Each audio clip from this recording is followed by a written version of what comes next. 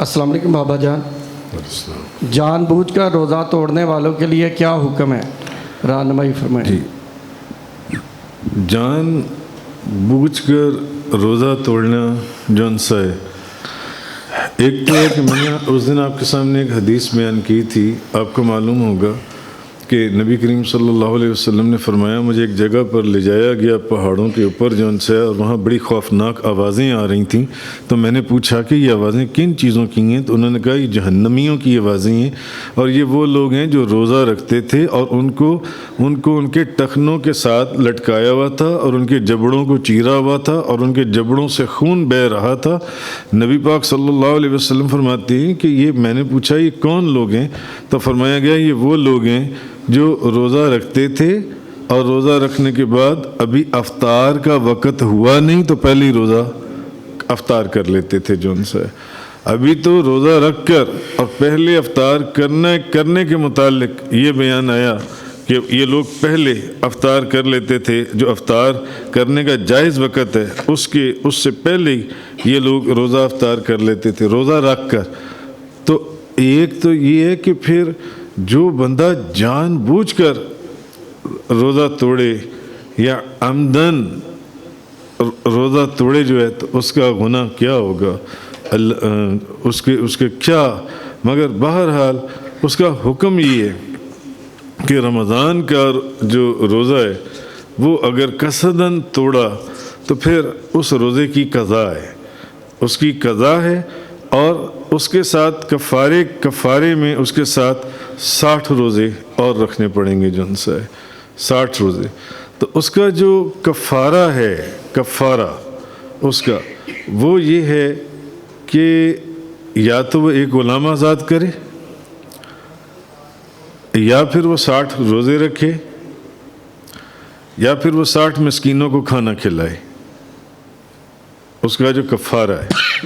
اور ویسے ایک حدیث پاک میں حضرت ابو ہریرہ آپ فرماتی ہیں کہ حضور نبی کریم صلی اللہ علیہ وسلم نے فرمایا جس نے رمضان کے ایک دن کا روزہ بغیر رخصت، بغیر کسی مرض کے، یعنی بغیر کسی شرعی عذر کے اس نے افطار کیا، بغیر کسی شرعی عذر کے، ایک ہے بیمار ہو اور اتنا شدید بیمار ہو کہ ڈاکٹر اس کی گواہی دے اور وہ کہے کہ یہ مرض بہت زیادہ بڑھ جائے گا نقصان کی حد تک، یا وہ مسافر ہو، یعنی کسی شرعی عذر کے بغیر اگر کسی نے، نبی کریم صلی اللہ علیہ وسلم نے فرمایا جس نے رمضان کے ایک دن کا روزہ بغیر رخصت، بغیر مرض افطار کیا تو وہ زمانے بھر کا وہ روزے رکھتا رہے، وہ اس کی قضا نہیں ہو سکتی، یعنی اس روزے کے برابر نہیں ہو سکتا،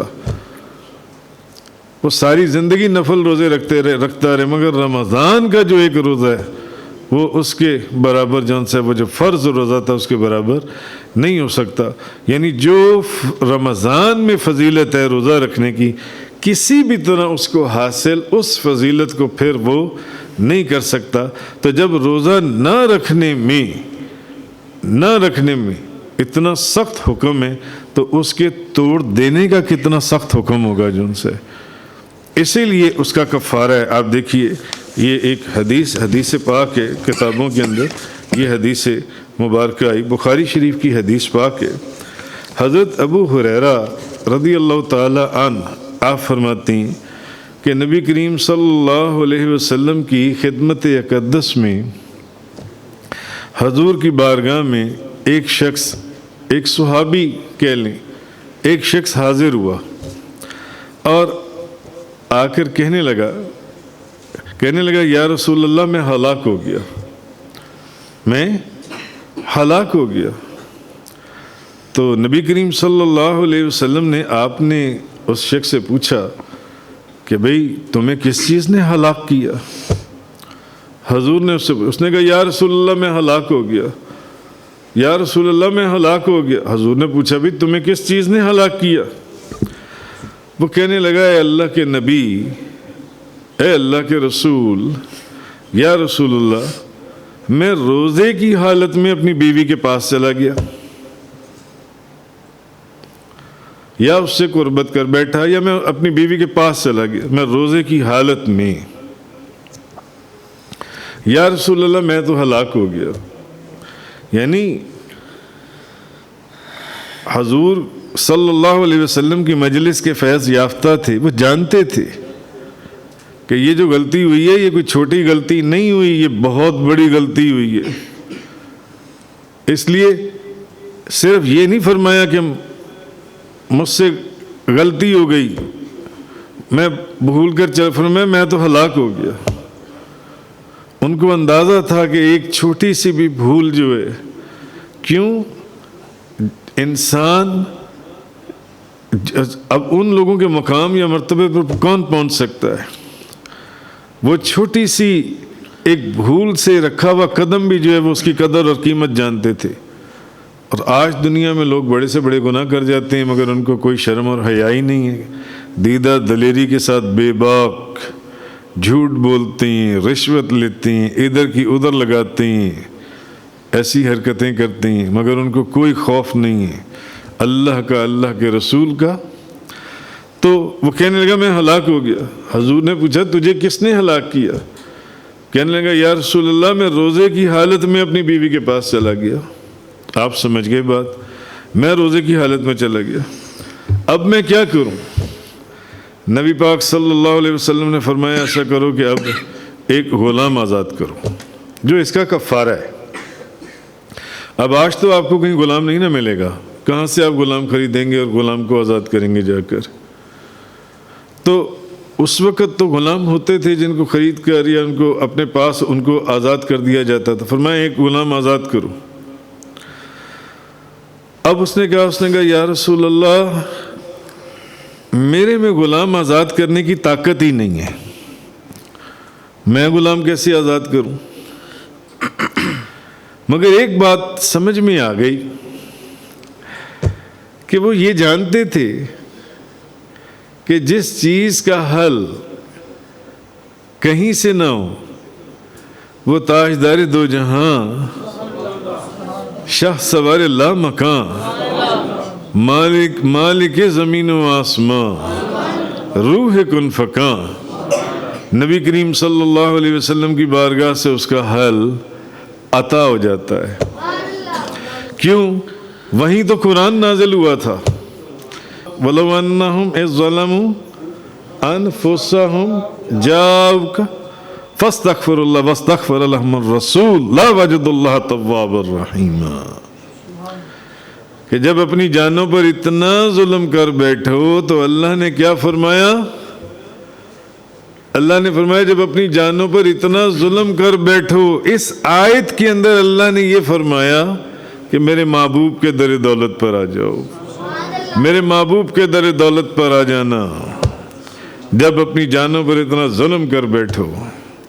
تو وہ جانتے تھے، وہ حضور کی مجلس کے فیض یافتہ تھے کہ یہ ایسی بارگاہ ہے یہاں ہر مسئلے کا حل موجود ہے. حضور نے فرمایا غلام آزاد کروں گا. میں تو ایک غلام آزاد کر ہی نہیں سکتا، میں تو اس قابل ہی نہیں کہ ایک غلام آزاد کروں. نبی کریم صلی اللہ علیہ وسلم نے فرمایا تو پھر اب کفارہ ہے، پھر 2 مہینے کے روزے رکھو. اور یہ روزے بھی ایسے نہیں ہیں کہ 5 آج رکھ لیے، 10 کل رکھ لیے، 10 اگلے مہینے، 10 اس سے اگلے مہینے، نہیں. یہ روزے پے در پے کانٹینیوس کانسٹینسی اور سٹیبلٹی کے ساتھ رکھنی ہے. اس میں ایک بھی رہ گیا تو دوبارہ رکھو. 60 روزے، تب اس کا کفارہ ادا ہوگا، تب بری ذمہ ہوگی. اب اس نے جب حضور نے فرمایا تو اب وہ عرض کرنے لگا، کہنے لگا یا رسول اللہ یعنی غلام تو میں آزاد نہیں کر سکتا، اتنے روزے رکھنے کی میرے میں ہمت ہی نہیں ہے، اتنے روزے رکھنے کی میرے میں ہمت نہیں ہے. یعنی اگر تو ہوتا نا کہ 5 آج، 5 اگلے مہینے، 5 پھر اگلے مہینے، 10 اس سے اگلے مہینے، چلو میرے میں تو اتنی ہمت ہی نہیں ہے کہ میں یہ 2 مہینے کے روزے رکھ سکوں. نبی کریم صلی اللہ علیہ وسلم نے فرمایا اچھا تو پھر اب تیسری آپشن ایک ہی رہ جاتی ہے، وہ یہ ہے کہ 60 مسکینوں کو کھانا کھلاؤ. تبھی ہے نا جہنم کی، پھر جہنم سے بچاؤ اور آزادی ہوگی، ورنہ کام تو بہت ہی عجیب و غریب کی ہے. جو روزہ رکھ کر روزہ رکھنے سے پہلے افطار کر لیں. ان کا نبی کریم صلی اللہ علیہ وسلم نے فرمایا کہ میں نے ان کو ٹخنوں کے بل لٹکے ہوئے, جبڑوں کو کٹتے ہوئے اور اس سے خون بہتا ہوا دیکھا, تو مجھے کہا گیا کہ یہ وہ لوگ ہیں جو روزہ افطار کرنے سے پہلے افطار, تو جو روزہ رکھ کر جان بوجھ کر روزہ توڑ دے, یہ کتنی بڑی غلطی ہے, جان بوجھ کر. تو یا ایک غلام آزاد کرو. اس نے کہا وہ تو میں کر نہیں سکتا, تو 2 مہینے کے 60 روزے رکھو. اس نے کہا اتنی تو میرے میں ہمت ہی نہیں ہے یا رسول اللہ کہ میں 60 روزے رکھوں. فرمایا تو پھر 60 مسکینوں کو کھانا کھلا دو جن سے. کہنے لگا یا رسول اللہ, یہ جو آپ تیسری آپشن دے رہے ہیں نا 60 مسکینوں کو کھانا کھلانے کی جن سے, تو میں یہ بھی نہیں کر سکتا. اب 3 ہی آپشنز ہیں, 3 ہی چیزیں ہیں, اس نے تینوں سے انکار کر دیا. نبی پاک صلی اللہ علیہ وسلم فرمانے لگے بیٹھ جاؤ, بیٹھ جاؤ. وہ وہیں پر بیٹھ گیا. تھوڑی دیر کے بعد نا نبی کریم صلی اللہ علیہ وسلم کی بارگاہ میں کوئی ایک ٹوکرا کھجوروں کی لے کر آیا. ایک ٹوکرا کھجوروں کا لایا اور اس نے لا کر نہ نبی کریم صلی اللہ علیہ وسلم کی بارگاہ میں پیش کیا. نبی کریم صلی اللہ علیہ وسلم, آپ نے فرمایا وہ سائل کہاں ہیں؟ وہ پھر اٹھ کر کھڑا ہو گیا. اس نے کہا میں یہاں ہوں گا. حضور نے فرمایا ایسا کرو, یہ اٹھا لو اور یہ جو ٹوکرا ہے یعنی یہ میں تمہیں دے رہا ہوں, تو مدینہ منورہ میں جتنے غریب ہیں ان کے اندر جاؤ, جا کے تقسیم کر دو, تمہارا کفارہ ادا ہو جائے گا. اب جب حضور نے یہ فرمایا, اب اصل جو 3 چیزیں تھیں کفارے کی وہ تو اس نے پہلے انکار کر دی تھیں. اب نبی کریم صلی اللہ علیہ وسلم نے فرمایا یہ ٹکڑا اٹھاؤ اور جاؤ مدینہ منورہ کے غریبوں میں تقسیم کر دو, کفارہ ادا. کہنے لگا یا رسول اللہ, مدینہ منورہ میں میرے سے زیادہ غریب اور کون ہوگا؟ میرے سے زیادہ غریب اور کون ہوگا جب میں جا کے مدینہ منورہ کے لوگوں میں یہ کھجوریں جن سی یعنی تقسیم کر دوں جن سے. تو نبی کریم صلی اللہ علیہ وسلم آپ مسکرائے. آپ نے فرمایا اچھا جاؤ اپنے گھر والوں کو ہی کھلا دو, تیرا کفارہ ادا ہو جائے گا.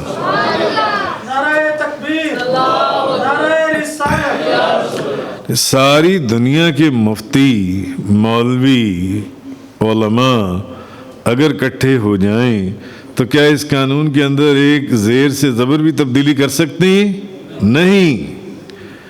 تو آج جو لوگ یہ کہتے ہیں کہ اللہ کے رسول کچھ دے نہیں سکتے, کچھ کر نہیں سکتے, اپنی مرضی سے کوئی امینڈمنٹ تو پھر بہت بڑی بات ہے, کوئی چینج اللہ کے قانون کے اندر.